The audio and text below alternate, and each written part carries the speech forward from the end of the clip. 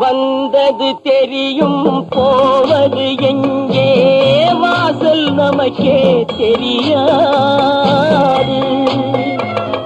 வந்தவரெல்லாம் தங்கிவிட்டால் இந்த மண்ணில் நமக்கே இடமேது.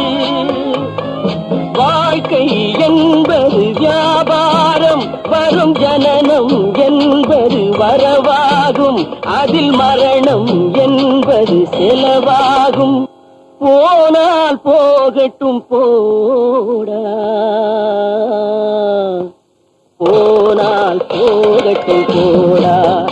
இந்த பூமியில் நிலையாய் வாழ்ந்தவர் யாரடா, போனால் போகட்டும் போடா.